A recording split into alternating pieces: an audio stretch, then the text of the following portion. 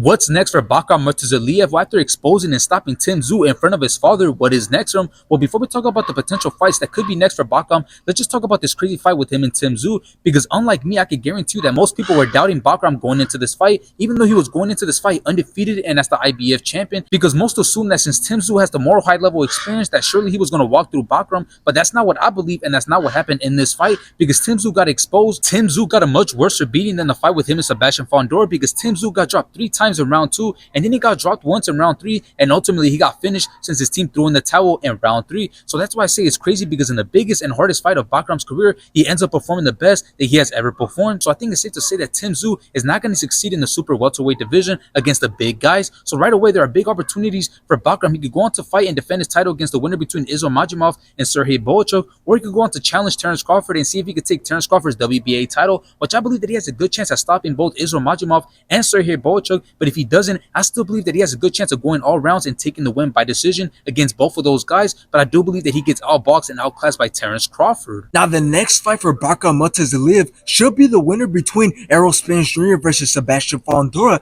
Now, let's say Errol Spence Jr. beats Sebastian Fondora and goes up to fight Bakhram Murtazaliev. Well, I got Bakhram winning this fight. Now, yes, both have a lot of skill, and yes, Errol Spence Jr. has way more experience, but Bakhram has way more speed, power. His latest performances have been way better, and he has also been way more active. Errol Spence Jr.'s last fight was back in 2023, in which he got destroyed and stopped by Terence Crawford. The only way Errol Spence Jr. wins this fight is if he outlands Bakhram Murtazaliev and takes it by decision, which won't happen because Errol Spence Jr. will not be able to handle Bakhram's power for 12 rounds straight. Now, let's say Sebastian Fondora beats Errol Spence Jr. and goes on to fight Bakhram. Well, I got Bakhram winning this fight as well. Sebastian Fondora is trash, and he got lucky against Tim Tszyu. Bakhram has way more skill, speed, power, and his latest performances have also been way better. Sebastian Fondora also has a glass jaw. He just got knocked out by Brian Mendoza last year. There's just no way Sebastian Fondora beats Bakhram Murtazaliev.